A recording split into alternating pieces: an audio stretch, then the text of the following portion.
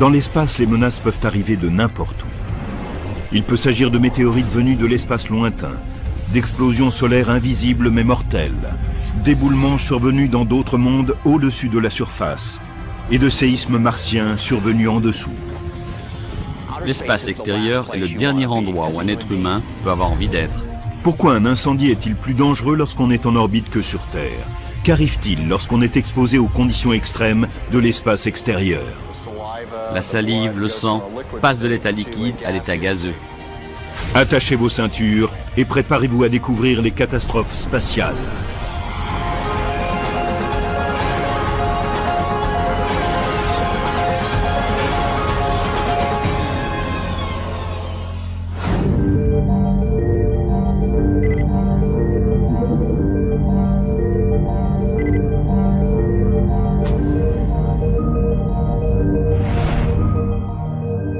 Nous sommes en 2030. Un équipage d'astronautes appuie sur le bouton « Monter » d'un ascenseur spatial. Il va les emporter vers le vaisseau qui les placera en orbite. Ils sont soulagés de ne pas courir les risques inhérents à l'explosion contrôlée d'un lancement de fusée. Aujourd'hui, nous sommes en mesure de créer des fibres de nanotubes de carbone plus robustes que l'acier. Et figurez-vous qu'elles sont même assez résistantes pour emporter un ascenseur jusque dans l'espace. Autrement dit, nous pourrions littéralement grimper jusqu'aux cieux. Un câble de 96 000 km est fixé à la station d'arrimage qui évolue à la même vitesse que la Terre. Tout comme un satellite géosynchrone, elle reste au-dessus d'un point fixe au sol. Disposer d'un ascenseur spatial est le rêve de tout astronaute. Mais ce rêve pourrait aussi tourner au cauchemar. L'ascenseur spatial est ancré à la Terre. Mais que se passe-t-il si un violent ouragan se déchaîne et que tout d'un coup, les amarres commencent à se rompre? Le câble étant toujours attaché là-haut dans l'espace, il se mettra à osciller dangereusement et à envoyer des objets à des centaines de kilomètres dans toutes les directions. Il est aussi possible qu'un problème lié à l'ordinateur de navigation ou au propulseur entraîne un choc sur la plateforme et amène le câble à se rompre en haut. Si cela se produisait au moment où des hommes montent ou descendent le long du câble, ce serait le dernier voyage de leur vie.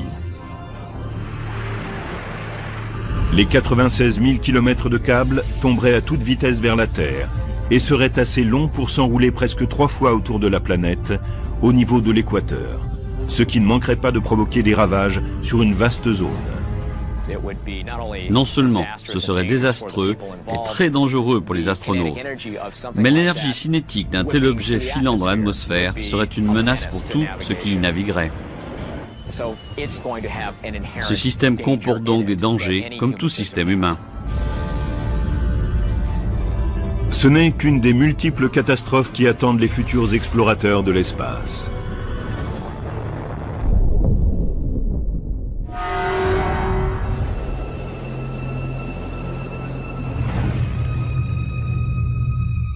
Vivre là-haut, c'est aussi courir de graves dangers.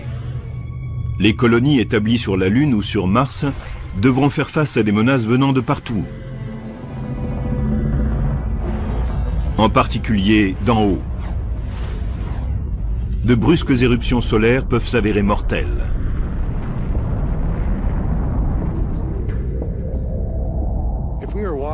Si nous voulions nous promener à la surface de la Lune, notre préoccupation numéro 1 serait, à mon avis, les éruptions solaires. Si le Soleil entrait en éruption, les protons issus de cet embrasement pourraient tuer un astronaute. Il s'en est produit plusieurs au cours de ces dernières décennies. S'il y avait eu un astronaute sur la Lune se promenant en combinaison spatiale, il aurait péri. Sur Terre, nous sommes protégés de la plupart des radiations. L'atmosphère et le champ magnétique forment une barrière protectrice qui ne laisse passer qu'une fraction des particules. Sur la Lune et sur Mars, vous êtes en première ligne. La Lune n'a ni atmosphère, ni champ magnétique. Mars possède une atmosphère très mince et un champ magnétique beaucoup plus faible.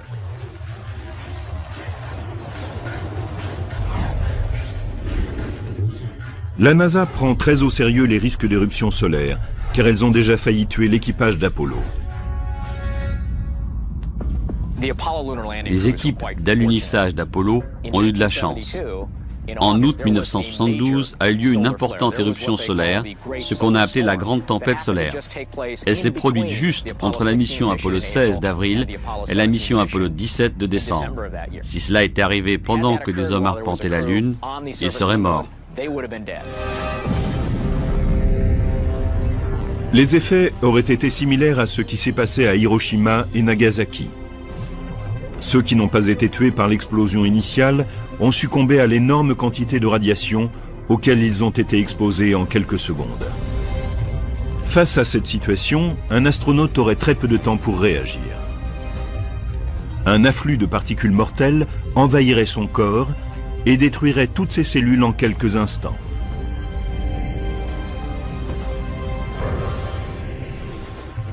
Il est évident que les colons de l'espace devront être constamment en alerte. Nous aurons besoin de rapports météo, mais de météo spatiale. Nous aurons besoin de satellites qui surveilleront le Soleil et nous préviendront à l'avance des éruptions solaires. La lumière solaire ne prend que 8 minutes pour atteindre la Lune. Dans un deuxième temps arrivent les particules.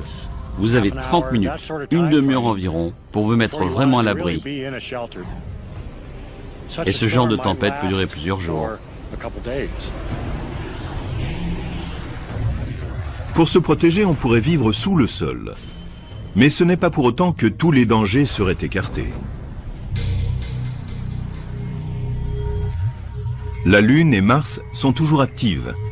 Des catastrophes naturelles comme celles que l'on voit sur Terre peuvent aussi survenir.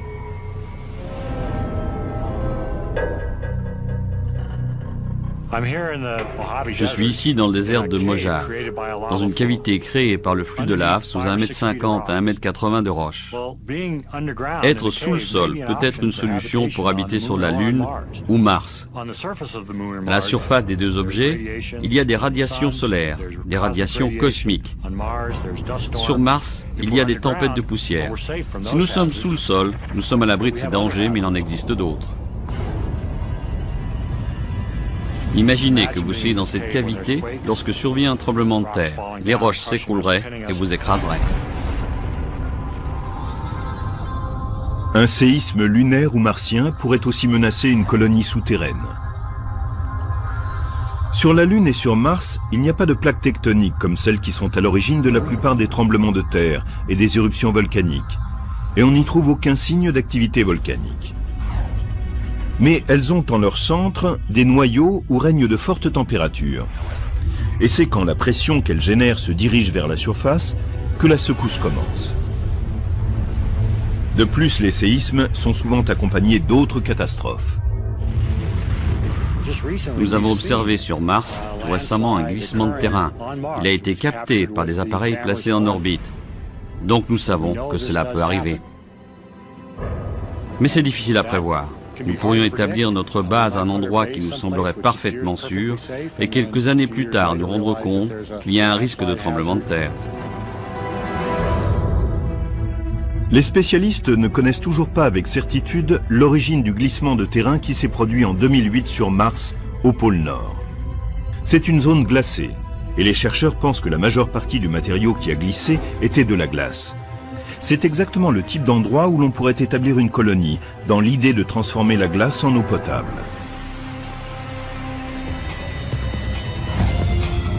Même un séisme qui se produirait à une certaine distance pourrait provoquer un glissement aux abords d'une colonie.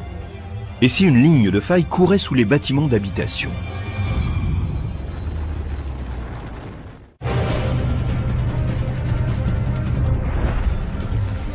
Dans le futur, les colons de l'espace, que ce soit sur la Lune ou sur Mars, devront tenir compte d'une foule de menaces, parmi lesquelles des catastrophes naturelles comme les séismes, lunaires ou martiens.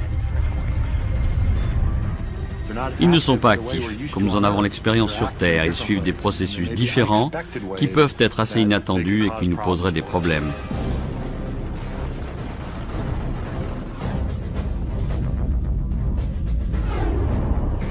Comme notre connaissance de ces autres mondes se limite à leur surface, il est possible que dans le futur nous établissions une base au-dessus d'une ligne de faille sans nous en rendre compte. Et comme le poids est toujours un élément déterminant quand il faut transporter des matériaux dans l'espace, les bâtiments légers que nous aurions à notre disposition pourraient s'avérer bien vulnérables, en particulier la paroi extérieure. S'il arrive quelque chose à cette paroi protectrice, il y aura très vite un problème car les gaz s'échapperont de l'habitation. Il faut disposer d'une procédure efficace qui permette de revêtir rapidement une combinaison spatiale et de survivre à ce type de décompression. La mort ne serait pas instantanée si l'oxygène et la pression atmosphérique à l'intérieur de la colonie s'échappaient brusquement. Sur Mars, il y a une mince atmosphère, bien qu'elle ne soit pas respirable, puisqu'elle se compose essentiellement de dioxyde de carbone. Sur la Lune ne règne que le vide spatial. Mais il vous reste quand même une chance. Nous le savons après avoir étudié les accidents dans des chambres à vide. On peut survivre si l'on n'est exposé qu'une minute au vide spatial. Mais si vous y restez plus longtemps, vous n'avez pas assez d'oxygène et vous vous retrouvez en hypoxie. L'azote contenu dans le sang et dans les tissus a tendance à désaturer et libère des bulles d'azote dans le sang. C'est le phénomène de décompression que connaissent les plongeurs et qui conduit à de graves accidents. D'autre part, si vous retenez votre respiration, vous pouvez avoir un œdème pulmonaire. Vos poumons se rompent, un caillot se forme dans le sang, c'est l'embolie.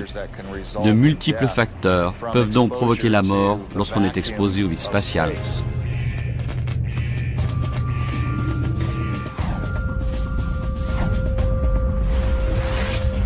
Ensuite, il y a les températures extrêmes. Sur la Lune, elles vont de 115 degrés au Soleil à moins 143.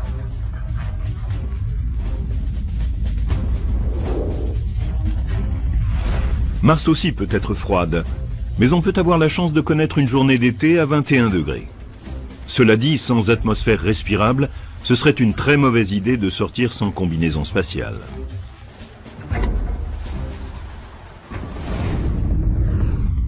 Les colons qui habiteront sous le sol devront également surveiller les météorites.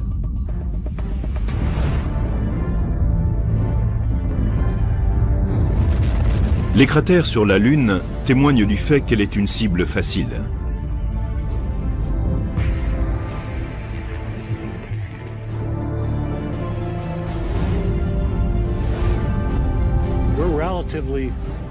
Ici, c'est relativement confortable.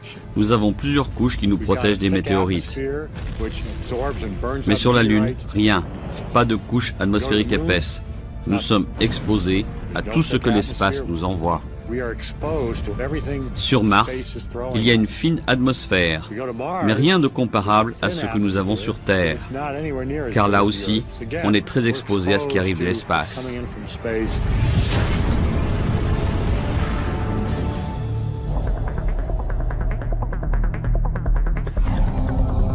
Sur Mars, des météorites plus petites, des grains de poussière pas plus gros que quelques centimètres, connus sous le nom de micrométéorites, frapperont sans prévenir.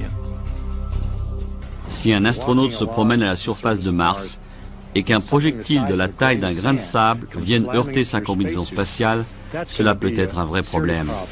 Il va y avoir une baisse de pression dans la combinaison et cela peut entraîner la mort. Cela pourrait très bien arriver quand nous avons une foule de gens effectuant des tas de travaux dans d'autres mondes que le nôtre. C'est un événement rare, mais qui peut se révéler fatal. Les micrométéorites pourraient aussi percer un trou dans le mur d'un bâtiment.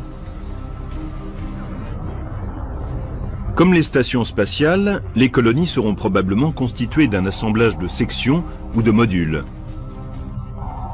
Et tout comme les équipages ont été amenés à condamner dans l'urgence des sections d'une station spatiale, les colons devront faire de même.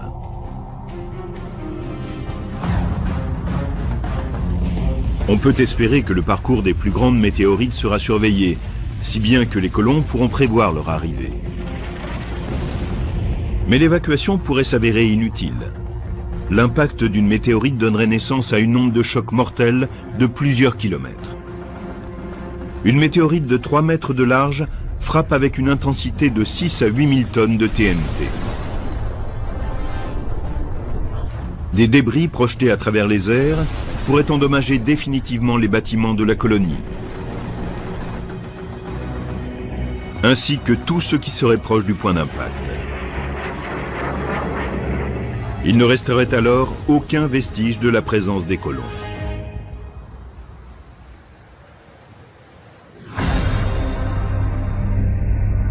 Il est peu probable que ceux-ci s'installent jamais près d'un des volcans de Mars. Et la Lune n'a probablement pas connu d'activité volcanique depuis plusieurs milliards d'années. Mais les vestiges d'anciens volcans peuvent encore causer des ennuis aux équipages et à leurs véhicules. Sur la Lune et sur Mars, on trouve des vestiges d'écoulement volcanique. On pourrait donc s'attendre à avoir ce genre de choses, des cavités volcaniques. Mais imaginons que nous nous déplacions à la surface de la Lune ou de Mars et que nous en rencontrions une de façon inattendue. Cela peut gâcher notre journée et détruire notre véhicule. On peut se retrouver au fond d'un cratère sans pouvoir en sortir. Pire, imaginez une dépression volcanique recouverte d'une fine couche de roche. On se déplace au-dessus, soudain, cela cède et on se retrouve au fond. Mais toutes les catastrophes dans les colonies ne seraient pas aussi dramatiques. L'un des plus grands dangers est l'épuisement des ressources. La Lune n'étant pas bien loin de la Terre, les secours pourraient y arriver en quelques jours.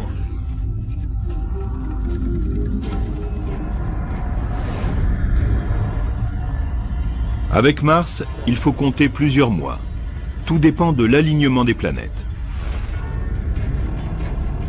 Sur Mars, si quelque chose va de travers, ou que vous perdiez une partie de vos provisions, il peut falloir 2 ou 3 ans pour qu'arrivent de nouvelles cargaisons.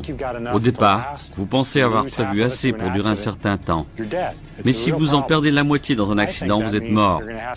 C'est un vrai problème. Il faut prévoir pour une durée de 5 ou 6 ans.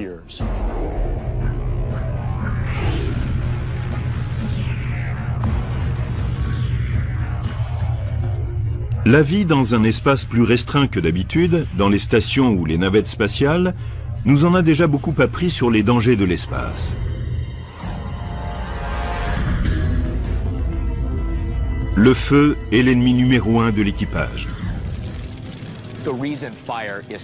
Si le feu représente une telle menace, c'est qu'en raison de la pression, un vaisseau spatial contient un niveau d'oxygène plus élevé que l'atmosphère, des concentrations plus fortes. De plus, il est rempli d'équipements électroniques qui génèrent de la chaleur et produisent souvent des étincelles. C'est une très mauvaise combinaison. Par chance, les concepteurs ont facilité l'extinction d'éventuels incendies, car derrière les écrans de contrôle, il y a des kilomètres de câbles qui représentent un risque certain. Voici une maquette du tableau de bord d'une navette spatiale. Nous l'utilisons pour entraîner les équipages. Si vous observez les différents panneaux, vous voyez des trous plus petits comme celui-ci à différents endroits, tout autour. Ils sont destinés aux extincteurs, si bien que si un incendie éclate derrière un de ces panneaux, vous pouvez y placer un extincteur et l'éteindre. Andrew Thomas a une certaine connaissance des incendies dans l'espace. Il en a fait l'expérience en 1998 dans la station Mir. La fumée a envahi la cabine.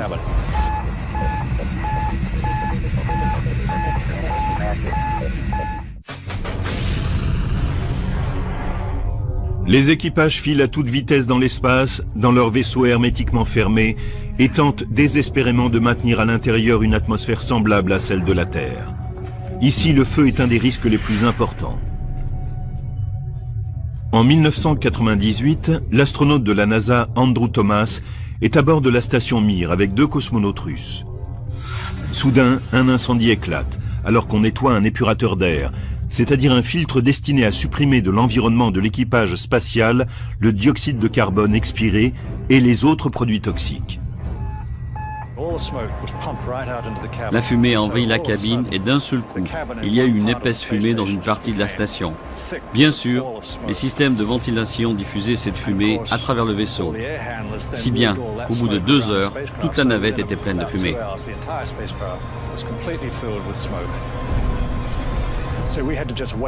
Il n'y avait rien d'autre à faire que d'attendre que la ventilation l'évacue. Il a fallu environ 2 jours.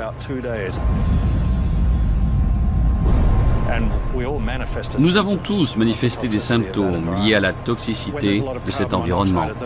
Quand il y a un tel niveau de monoxyde de carbone, vous avez la nausée, des maux de tête, l'esprit confus à cause d'un manque d'oxygène. C'est une sensation très désagréable. Si les incendies sont si dangereux dans l'espace, c'est qu'on ne peut pas ouvrir la fenêtre ou appeler les pompiers. Le feu se comporte différemment dans un vaisseau spatial où règne la pesanteur. Nous voyons ici la flamme d'une bougie. En bas, il y a une bougie avec une gravité normale. Comme vous le voyez, la flamme s'allonge vers le haut parce que les gaz chauds sont poussés vers le haut autour de la flamme.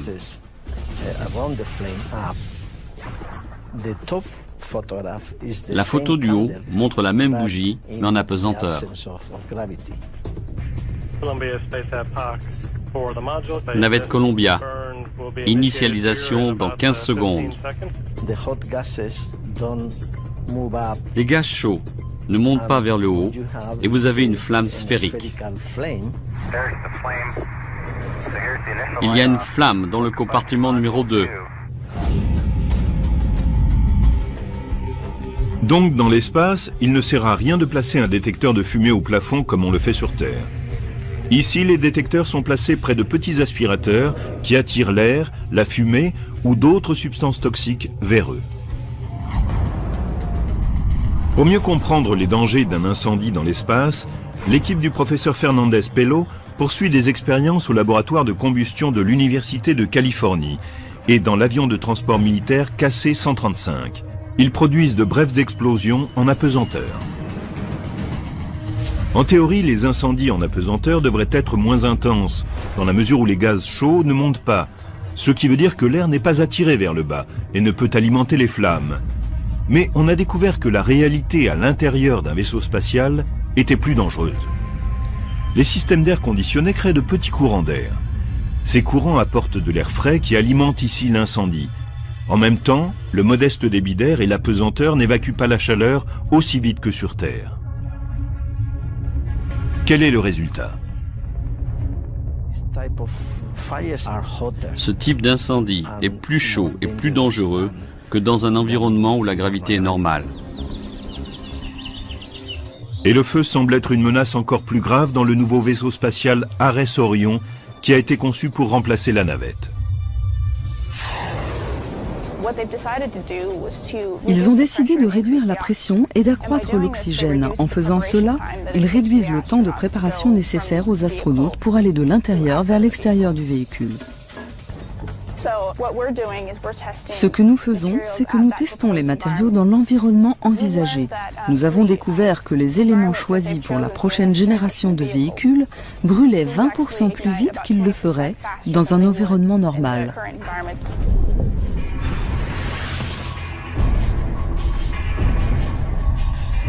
La combinaison d'une forte teneur en oxygène et d'un modeste débit d'air signifie que presque tout peut prendre feu, même le métal.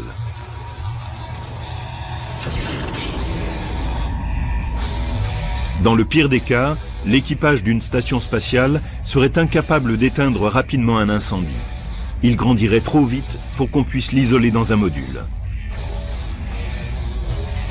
Même si les astronautes mettaient leur masque à oxygène, la chaleur des flammes les tuerait vraisemblablement. Et si d'une manière ou d'une autre, ils parvenaient à survivre aux flammes, le système de filtrage serait complètement dépassé et ils finiraient par mourir en inhalant les fumées toxiques. La meilleure chance de survie face à un incendie incontrôlable est d'abandonner le vaisseau et de se réfugier dans la capsule de rentrée dans l'atmosphère s'il y en a une de disponible.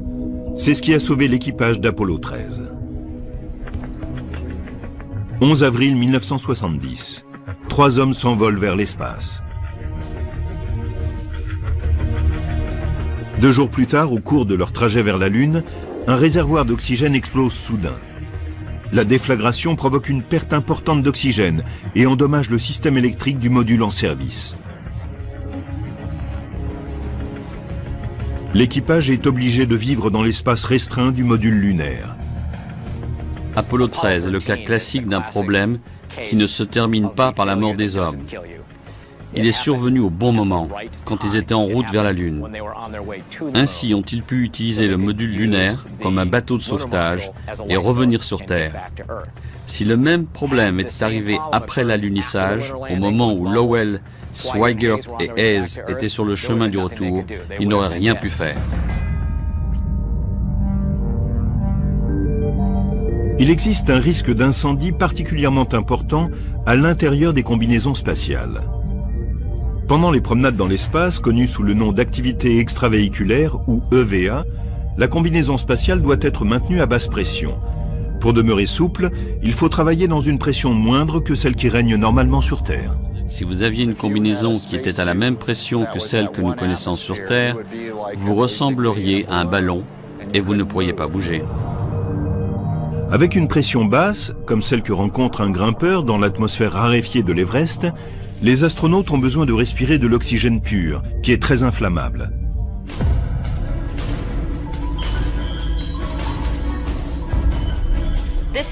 Cette manche vient d'une combinaison spatiale. Elle a été brûlée dans un incendie au centre spatial Johnson en 1980 pendant des tests de vérification.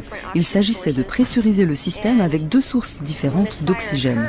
Quand le feu a éclaté, cela a été un choc. Les hommes étaient là, tout proches, et l'un d'entre eux devait enfiler la combinaison le lendemain pour un test. Cet incendie aurait pu lui être fatal. Même dans cet état, cette combinaison vaut à elle seule 3,1 millions de dollars. Et la NASA a déboursé 20 millions de dollars après cet incendie, simplement pour concevoir une nouvelle combinaison. L'activité extravéhiculaire est dangereuse pour de nombreuses autres raisons. En fait, la première promenade dans l'espace a failli finir par une catastrophe. En 1965, Alexei Leonov fut le premier homme à marcher dans l'espace. Mais dans leur hâte à accomplir ce geste spectaculaire et à battre ainsi les Américains, les Soviétiques firent l'impasse sur la sécurité du cosmonaute. C'est ainsi qu'il se mit à gonfler comme un bonhomme Michelin. La combinaison est devenue rigide. Elle ne pouvait gérer la différence de pression entre l'atmosphère respirable à l'intérieur et le vide spatial. Le problème, c'est que vous aviez la capsule spatiale de la mission Soyouz qui était très petite. Et l'écoutille était encore plus petite. Finalement, il lâcha un peu d'air au dehors et dégonfla assez la combinaison pour pouvoir franchir de nouveau l'écoutille.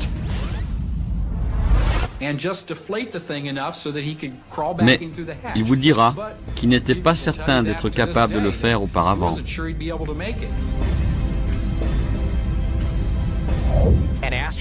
Un astronaute qui, comme Leonov, doit lâcher la pression afin de pouvoir bouger dans sa combinaison est dans la même situation qu'un plongeur qui remonte trop vite des profondeurs. Des bulles d'azote se forment dans son sang et non seulement c'est douloureux, mais cela peut être mortel. Et pendant les activités extravéhiculaires, une simple longe non sécurisée ou un micropropulseur d'urgence défaillant peut aussi provoquer une catastrophe. Être à l'extérieur du vaisseau spatial, se promener dans l'espace, est ce qu'il y a de plus dangereux pour un astronaute en orbite. Un faux mouvement peut être mortel, surtout s'il vous éloigne du vaisseau. Il y a eu un exemple sur une station spatiale russe. Un des membres de l'équipage n'était pas attaché. Il se trouvait dans la zone de SAS, regardait un de ses camarades quand il a commencé à dériver lentement. L'autre cosmonaute l'a vu et l'a rattrapé. Une personne qui n'est pas attachée et qui n'a pas de système de propulsion pour faire marche arrière se retrouverait dans une situation très grave. Il serait perdu dans l'immensité. Mais le système de propulsion peut tomber en panne ou avoir épuisé son carburant avant que l'astronaute soit en sécurité. Celui-ci continuera simplement à flotter dans l'espace. La Station spatiale internationale est incapable de récupérer un homme. Et si la navette est arrimée, cela prendrait trop de temps pour la détacher et partir au secours de l'homme qui dérive. Dans ce scénario de cauchemar, l'astronaute ne disposerait que de quelques heures d'oxygène pour contempler sa fin.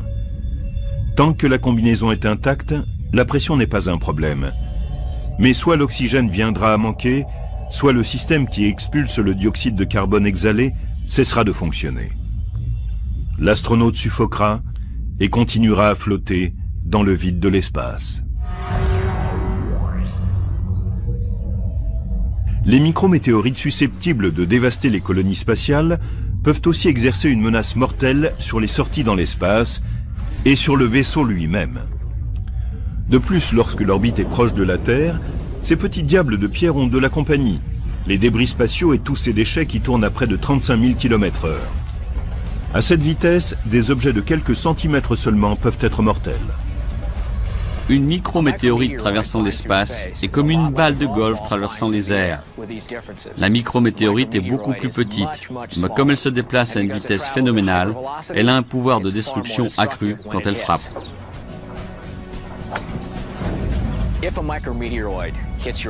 Si l'une d'entre elles atteint votre combinaison spatiale, elle la troue. Vous ne pouvez pas la réparer, à moins d'avoir un ami astronaute près de vous. Vous êtes donc promis à la mort. Votre air va commencer à s'échapper assez rapidement, il va vous manquer, votre sang va se mettre à bouillir. Voilà ce qui se passera.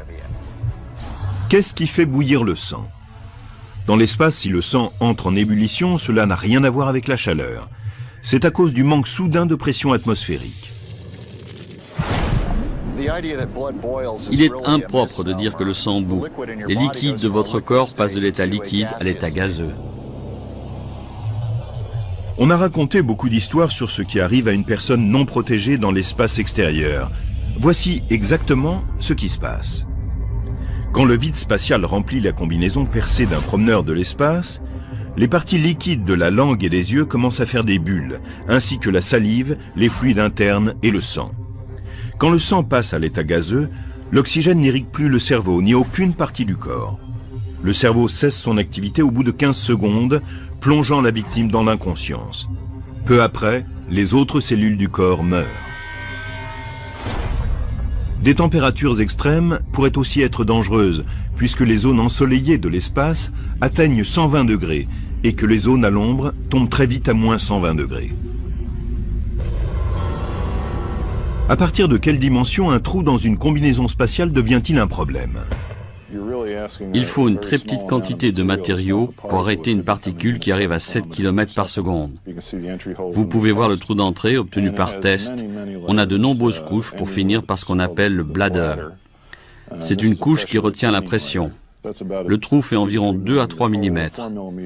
Un trou de 4 mm dans la matière d'une combinaison extravéhiculaire serait catastrophique. Heureusement, personne n'a jamais eu à souffrir de cela dans l'espace. Mais les impacts peuvent provoquer des problèmes plus sournois. La NASA simule à plus grande échelle les différents types de dégâts produits par les micrométéorites sur Terre. Dans ce bâtiment du White Sands Test Facility au Nouveau-Mexique, les spécialistes créent des impacts en utilisant des armes à hydrogène comprimé.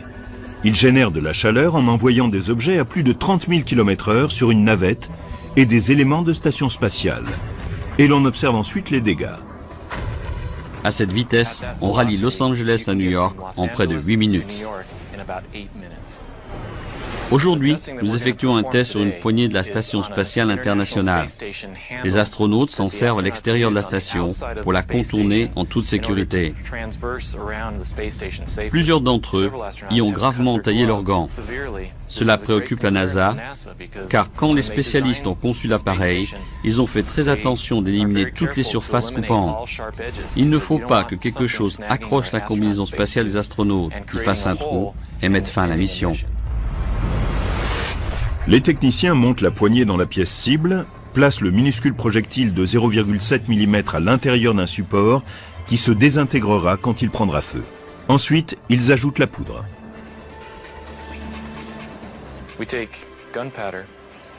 Nous prenons la poudre et actionnons un piston qui comprime l'hydrogène jusqu'à 70 kg par mètre carré. C'est ce gaz hyper comprimé qui accélère les projectiles de 0 à 30 000 km/h. Nous utilisons 3 types différents de caméras. L'une prend des photos, une autre filme, et la troisième est une caméra digitale qui capte de 16 à 200 millions d'images par seconde. Les techniciens se retirent derrière un bouclier anti-explosion et se préparent à faire feu. La pièce est vidée de l'oxygène et des autres gaz pour simuler le vide de l'espace extérieur.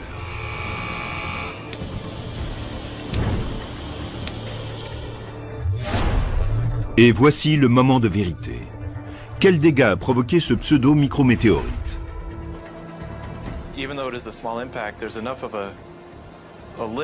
Même si c'est un petit impact, il a assez de relief pour qu'un astronaute puisse s'y prendre avec ses gants et que cela provoque un déchirement. Et si un projectile de 0,7 mm seulement peut causer ce type de dégâts, vous imaginez ce qu'un objet plus grand peut faire. Au White Sand Test Facility, dans le Nouveau-Mexique, les chercheurs chargent de petits projectiles dans d'énormes appareils. Les projectiles simulent les micrométéorites et les débris de l'espace. Ceux-ci frappent dans l'espace à plus de 30 000 km/h. Ici, on crée des catastrophes pour mieux comprendre celles qui se produisent là-haut. À des vitesses aussi incroyables, un tout petit objet peut générer de très graves problèmes. Je suis à l'intérieur de notre plus grande pièce cible. Le fusil fait 53 mètres de long et il peut tirer un projectile de 2 cm. Je tiens ici une cible qui a été touchée par un projectile de 1 cm 20. Vous voyez ici les trous d'entrée. Le projectile a traversé entièrement l'objet testé. Un impact de cette taille serait un événement catastrophique dans l'espace. Pour survivre, l'équipage de la Station spatiale internationale n'aurait qu'une solution, mettre en urgence des masques respiratoires et se diriger vers la capsule de rentrée dans l'atmosphère. Donc un objet de moins de 2,5 cm de large les aurait obligés à abandonner cet appareil de plusieurs millions de dollars. Ce type de scénario est la raison pour laquelle les équipages sont constamment en train d'ajouter de nouvelles couches de protection à l'extérieur de la station spatiale. Il s'est produit un autre type de collision spatiale pour laquelle nous devons seuls nous blâmer. En 1997, un cosmonaute russe a rencontré des problèmes pour guider un vaisseau cargo automatisé à son point d'arrimage avec la station Mir. Nous savons que dans l'aviation, 70% des accidents ont une origine humaine. Cela ne vous surprendra donc pas d'apprendre que les hommes ont aussi un rôle important dans les accidents et les mésaventures qui peuvent survenir dans l'espace. Pour la collision avec Mir, un membre de l'équipage s'est plaint qu'il n'était pas assez entraîné pour ce rendez-vous. Or, l'équipe de contrôle au sol lui a dit qu'il devait l'effectuer, quoi qu'il en soit. Le choc s'est produit et a provoqué une fuite dans la pression de la cabine. Donc la pression a commencé à baisser. Ensuite, la station spatiale s'est mise à tourner et à dégringoler. Un peu comme dans un jeu de billard, il y a eu une réaction en chaîne et tout s'est mis en mouvement. Ainsi, même une opération mineure d'arrimage peut avoir des conséquences catastrophiques. Mais celles qui se sont produites dans l'espace sont moins spectaculaires que celles qui arrivent quand on entre dans l'espace ou qu'on en revient. On dit que les 80 premiers kilomètres et les 80 derniers sont les parties les plus dangereuses d'une mission. Le lancement désastreux de Challenger en 1986 et la tragédie de la rentrée dans l'atmosphère de Columbia en 2003 l'ont malheureusement prouvé. Mais si nous allons un jour au-delà du système solaire, nous aurons besoin de développer notre technologie actuelle en matière de fusée. Une possibilité à la fois excitante et terrifiante est ce qu'on appelle l'engin antimatière. À l'intérieur d'accélérateurs de particules, les scientifiques ont créé de minuscules quantités d'antimatière, faites d'atomes qui ont des charges opposées aux atomes normaux. Ainsi, dans l'antimatière, les électrons sont positifs et les protons négatifs. Quand la matière et l'antimatière entrent en contact, elles s'annihilent l'une l'autre, en libérant des quantités phénoménales d'énergie. Les engins antimatière ont un taux de conversion de la matière en énergie de 100%. Il faut savoir que même une bombe atomique a une efficacité d'1% seulement. 1% seulement de la masse d'une bombe atomique est convertie en énergie. Dans un engin antimatière, nous parlons de près de 100% d'une masse convertie en énergie. C'est le système de propulsion qu'il nous faut pour l'avenir. Mais il y a un problème. Une cuillère à thé d'antimatière pourrait nous propulser dans le système solaire. Mais la même cuillère à thé a aussi le pouvoir de détruire toute une ville. Et une fois que le vaisseau spatial est dans l'espace profond, de simples accidents peuvent faire basculer les hommes de la vie à la mort.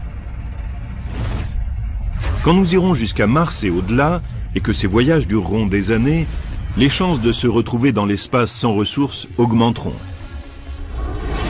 Par exemple,